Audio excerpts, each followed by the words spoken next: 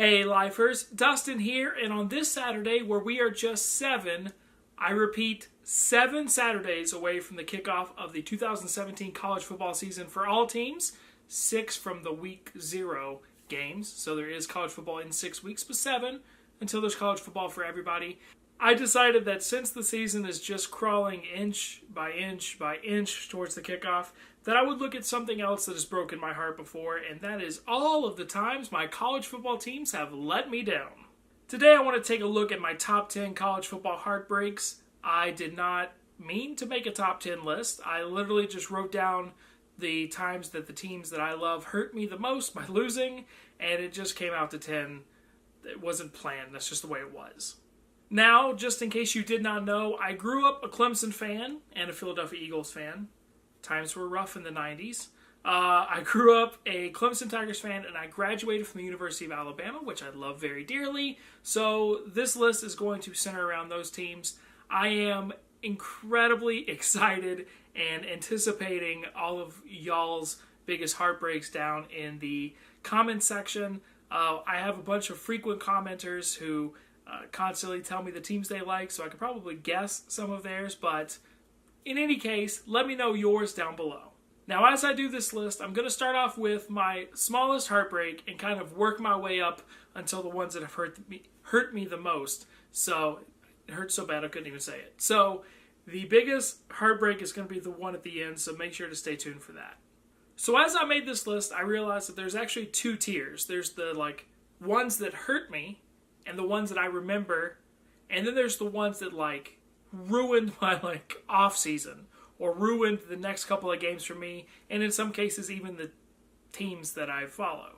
So let's do these first 5. I'm actually going to put these in chronological order because it's kind of hard to gauge all of these. Really, the ones you remember the most are the ones that really drove that dagger into your heart. The first one I want to talk about is a game I was actually at. It was a Thursday night game in 2004 between Georgia Tech and Clemson. It was prime time.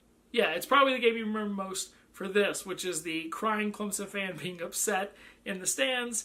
It got memed out pretty good in 2009. I was at that game. Georgia Tech jumped out 24-0, and us as Clemson fans were like, oh, okay, well, at least it's a pretty view up here in Bobby Dodd Stadium, only for the Tigers to roar back to a 27-24 lead and then have Georgia Tech kick a game-winning field goal in the last little bit of the fourth quarter. Next up is the 2010 game between Alabama and South Carolina in Williams-Brice Stadium, another game that I was just thrilled to be at.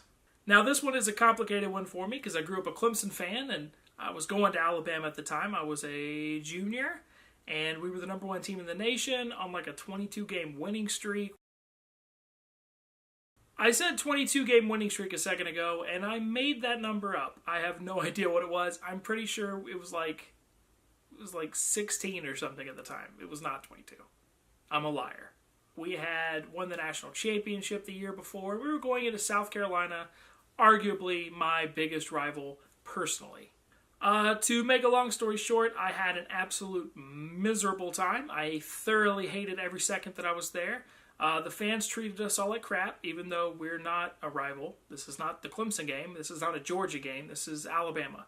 We were not a rival. They, from the time I stepped out of my car until the time I got back into my car, I had people flip me off, spit at me, hit me with their shoulder, shoulder to shoulder shove, cuss at me, and when I was leaving the stadium at the end of the game, the only time I've ever left a game early because my team was getting beat on the road, they were pouring beer on Alabama fans. It was terrible. And then on top of all that, our team played like absolute poop because Steven Garcia decided to have the game of a lifetime. Next up, we have a game that I was not at, thank God. It's the 2012 Orange Bowl. It's the Clemson, West Virginia 70-33 fiasco. That game was disappointing. It was probably... Because, Clemson, this was the first time Clemson had won an ACC championship in 20 years. We were riding high. We were in a BCS game. And then to go in there against the Big East champion and just get dogged out of the building was embarrassing. South Carolina fans still threw up the 70-33 score. They weren't in BCS games, but I guess that gives them the right to talk Clemson. Just kidding, Carolina fans. The thing that's weird is Clemson was actually in the second quarter about to go up for the lead when Clemson tailback, I think it was Hot Rod, fumbled. And no, it was Andre Ellington. Andre Ellington fumbled and the ball popped out and West Virginia ran it 99 yards for a touchdown, swung the momentum, and Clemson just got buried by points. 2013 Clemson, Florida State. I was also at this game and it was terrible. The very first game that year for Clemson was at home against Georgia. It was number 5 Georgia, number 8 Clemson, if I'm remembering right. And the campus was absolutely electric. There was buzz. There was a buzz on campus all day. We tailgated all day. We went to game day. People were absolutely hyped for that game. And it was one of the better Clemson games I've ever seen as far as the atmosphere goes. Later on that year, Florida State came to Death Valley with what would end up being a national championship team and the Heisman winner in Jameis Winston. And I got to campus expecting everybody just to be going crazy and ready to go. And there was none of that. There was absolutely none of that. And the team played exactly like that. Once Stan Seckinger fumbled the ball on the very first play of the game, the very first offensive play where he was about to get a first down, Florida State got the ball, game was over. Another game where momentum absolutely switched, and Clemson never recovered. And the final score is 51-14. Just a pathetic performance. It was, I believe, the first top 5 matchup in Death Valley history, and it was just doo-doo from the first offensive play until the very last one. It is probably the last time Clemson will get embarrassed that way, although Florida State got beat by 43 points by Louisville last year, so who knows, it could very well happen again to Clemson, but that's probably the last time I was actually embarrassed of the football team. The last one on this kind of lower tier, being upset, heartbreak games for me is the 2014, or I guess 2015 Sugar Bowl. It's 2014 college football semifinal game between Alabama and Ohio State. Bama infamously was up 21-6, and a third-string quarterback and one of the just most beastly running backs of all time came back and just clobbered Alabama. Blake Sims and company had no answers for anything that the Ohio State defense was doing. They picked Sims off like 3 times. The defense for Alabama just got winded. I mean, you can't stop Ezekiel Elliott. It was not unfair because Alabama's defense was really good, but oh boy, did they run them ragged. So Ohio State obviously went on to win the national championship game, and it was just like, Alabama, you had so much coming into that game. You had so much promise, and they squandered it. It was one of those things where it was like, Nick Saban just lost like a semifinal national championship game. That's never happened before. What do we do? Okay, so now let's go into the higher tier of games and get into the ones that really, really hurt to talk about. The first one is 2004 Georgia Tech against Clemson. Clemson was up 24-21 with like minute to go in the game or something crazy, and we were getting ready to punt, and the punter like rolled it on the ground. And that's it, the punter. The snapper rolled it on the ground, and the punter, to this day, I still think he should have just kicked it out of the back of the end zone. But he didn't. He fell on it on like the 8. And then, I didn't look any of these stats up. He fell on it at like the 8. And then Georgia Tech, I want to say it was Reggie Ball. One play, threw it right up into a fade into Calvin Johnson in what I call Calvin Johnson's coming out party. Threw it to Calvin Johnson in the back left corner of the end zone in the student section, which we were sitting in for our season tickets that year. Threw it right over Justin Miller, who was like an all-ACC cornerback and a top draft pick. I don't think he went first round. And Justin Miller was like 5'11", and Calvin Johnson 6'5". So it was, he got the touchdown. And Georgia Tech had come back from 24-14 with 3 minutes left to win that game 28-24. The entire fan base, including me, my brother, my dad, and my cousin walked back to the cars just cussing. The entire fan base was so disgusted that we had blown that game, that they had come back with so little time left. I mean, it's the angriest I've ever been after a game. So there's ones on here on this list that hurt more. I've never been more angry after a game. I thought I was going to have like a stroke. I was like 15 years old. I thought I was going to have a stroke. And that's when I decided, I was like, you know what? I love college football. It is not worth getting this upset over. So I've never quite gotten back to that level, but boy, did that game piss me off. Next up is 2005 Clemson and Miami. I was also at this game. This was at Death Valley. And to this day, it is the single loudest thing I've ever been a part of. I've been on tarmacs when there were airplanes taking off beside me as I was boarding planes. Nowhere near as loud as what was going on in that stadium that day. My brother was right here, and I could not hear what he was saying, and he was screaming at me. And we were in the upper deck this season. So I've seen video of what it was like on the field. No amount of video is ever going to do it justice. I remember Miami going up by 10. We caught up to them. They went up by 20. We caught up to them. We went into 3 overtimes, and Charlie Whitehurst threw an interception in the 3rd overtime that cost us the game 36-30. I don't know when it was in the game. There's a play where Charlie Whitehurst is throwing it to Chancey Stuckey, who's streaking across the back of the end zone in the student section. If that helps anybody know when in the game this was, if it was in an overtime or whatnot. But to this day, I have seen the replay of that game before. And before now, not before the game. Before now. Every single time I think Chancey Stuckey catches that ball. Every single time. I mean, it's like this far away from him. That game hurt because, one, it's 3 overtimes. You know, you don't want to battle that far and lose. Clemson had beaten Miami the year before in Miami in overtime, partially on a trick field goal. This was still like Miami Hurricanes. Like, we're new to the ACC Miami Hurricanes that had just come off the Ken Dorsey, Willis McGahee dynasty that had happened at the end of the 90s, early 2000s. And they still definitely had that mystique. And beating them in their first trip to Clemson, maybe ever, that would have meant a lot. And to lose like that just hurt. Okay, we are done with the Clemson Heartbreaks. Now on to the Alabama Heartbreaks. I think these are a little higher up because they had more on the line than the Clemson games did. The first one I want to talk about is the 2011 Game of the Century between Alabama and LSU, the 9-6 overtime, which, depending on how you feel about football and how you watch football, is either one of the greatest games you've ever seen played or one of the most boring games that has ever existed in the history of the world. I tend to teeter more towards the first because I love defense. I was a student at the time. I did a victory lap because I didn't do well in school, so I had to come back for another semester. This was my last home game as a student. My last home game as a student was a number 1 versus number 2 matchup where we lost because we couldn't make 1 out of 5 field goals that we missed.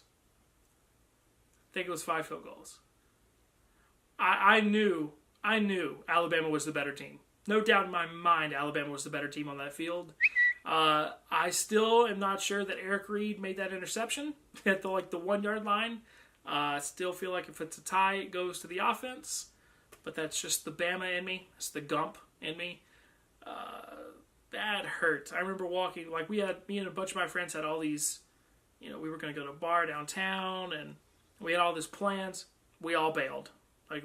Me and my friend Sarah just walked around the campus and just watched a bunch of LSU fans drunkenly celebrate in yellow and purple.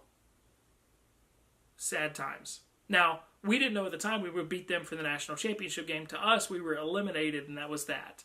So, ugh. Now, I know what you all think is going to be number 1, but it's not. It's actually number 2. Number 2 is the Kick 6 game. The reason I think that it's number 2 is I had a job at the time as a manager at a restaurant. And, of course, you can't have your phones out, and we didn't have TVs. So it was a Chuck E. Cheese. All right, I was a manager at Chuck E. Cheese, and we didn't have any TVs. And I was at the front of the store in something called Kid Check. If you've ever been to a Chuck E. Cheese, you know where it is, where you stamp the little invisible numbers so make sure kids don't leave with somebody else. And I had my phone out on the little pedestal, and I couldn't watch it because I didn't have ESPN Go or it wasn't working or something. And so it was on CBS, that's why. And I had the play-by-play. And both teams were tied at 28, and I watched it count down to 0 seconds. Still tied at 28, and I was like, okay, we're going to overtime. I can't believe we're going to overtime. I genuinely cannot believe we're going to overtime, but okay, we're going to overtime. We'll beat them in overtime, right? Then I see that I hit refresh, and there's 1 second on the clock. 28-28. And I go, they put a second on the clock. We're going to try for a field goal. If it doesn't make, we'll just go into overtime. If it makes it, it's amazing, and we win, and we go to the SEC championship. And we beat Florida State for the national championship. And, of course, that didn't happen. The score turned to 34-28. Auburn, final. And I'm sitting there going, we threw a Hail Mary, and they ran the thing back. Are you freaking kidding me? They intercepted the pass and ran it all the way back. It wasn't until later that I found out what actually happened, and I don't expect you to believe me. I have never seen the play. To this day, I've never seen the play, not from start to finish. I've randomly caught glimpses of it on TV and either did the noise thing or just turned the channel real quick or put it on mute. I avoided ESPN like the plague for the next week and a half, 2 weeks, where it was on constant just orange and blue flashes out the corner of my eye everywhere I went. I have never seen the play. I will never see the play. I will go to my grave never having seen that play. I get it. I know what happens. The worst thing about it is, of course, if you ever have been following a game on your phone or on the computer or something, the ESPN website is slower. It's actually behind the gameplay. So I saw 28-28, 1 second left, and I started getting all these texts. It's like, tough way to lose, man. I'm sorry, man. Ha ha ha ha, Bama sucks. I don't have the best friends. And so I was like, we lost. How did we lose? And then I saw it change. Boy, I had to get someone to come up there relief, and I went to the back for the rest of the night, and I was very frustrated. So what is the game that tops the Kick Six? Well, it's actually Auburn again. Congratulations, Auburn. Since 2008, the Auburn Tigers have beaten Alabama twice. And the first one first on this list was the Kick Six. The second one is the Cam back. So if you don't know the story for some reason, Auburn was number 1, maybe number 2 in the country coming in, and Alabama had already had 3 losses. We've fallen out of it. I think we were still like number 10 or 12 in the country, which we were only there because of name recognition and the fact that we won the national title the year before, because we lost to 3 not totally great teams that year, or 2 at this point. We lost to South Carolina, because, like I said, they played the game of their life. And we lost to an LSU team that had no quarterback. So, what are you going to do? So we come into the Auburn game, into the Iron Bowl, hoping to play spoilers. Of course, I was at this game too, because I'm cursed. And we go up 24-0 in the first quarter. Or 21-0 first quarter, 24-0 early second quarter, I believe. It's going great, right? We're beating Auburn. We're going to knock around the championship. Cam Newton is really cocky. And he's over there with his head in a towel. Everything's great. And then, and I remember this so clearly, it's crazy. We throw a little screen pass to Mark Ingram, and he streaks down the sidelines. We're about to go up 31-0. Going up 31-0 against Alabama, you're done. You're going up 31-0 against anybody. You're done. Or going down, I guess. Going down 31-0. Mark Ingram is racing down the field, and some Auburn dude comes out of nowhere, absolute nowhere, and punches the ball out. The ball shoots out the back of the end zone, and, I'm in the student section. He was running away from us. So we're all watching, we're cheering, we think we just scored another touchdown. And then we find out what actually happened. And, real quick, caveat, now that I'm thinking back on it, this may have been to go up 28-0 instead of 24-0. But even then, it just hurts. Of course, Cam Newton and company came back. I mean, he's a fantastic player. I mean, dude is absolutely a freak. Auburn comes back. They score right before the half to make it 24-7, and then they score 3 second-half touchdowns and beat us 28-27 at home. Cam Newton runs over to the student section and mocks us after the game, which pissed us all off, but completely fair. We deserved it. Didn't make me like him anymore, but I don't really think he cares. He's a millionaire. So that's it for me, guys. Those are my top 10 most painful college football heartbreaks. You do not have to give me a top 10, but in the comment section, I would love to hear some of yours.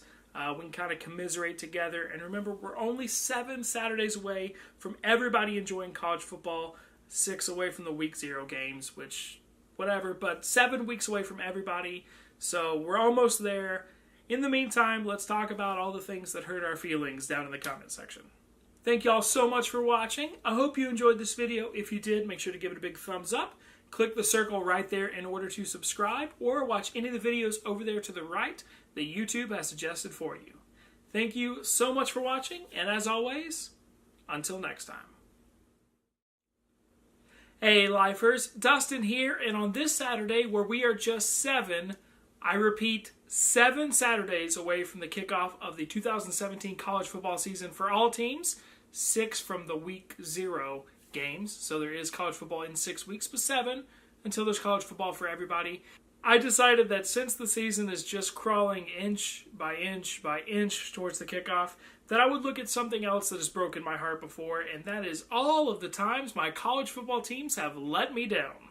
Today I want to take a look at my top 10 college football heartbreaks. I did not mean to make a top 10 list. I literally just wrote down order because it's kind of hard to gauge all of these. Really, the ones you remember the most are the ones that really drove that dagger into your heart. The first one I want to talk about is a game I was actually at. It was a Thursday night game in 2004 between Georgia Tech and Clemson. It was prime time. Yeah, it's probably the game you remember most for this, which is the crying Clemson fan being upset in the stands. It got memed out pretty good in 2009. I was at that game.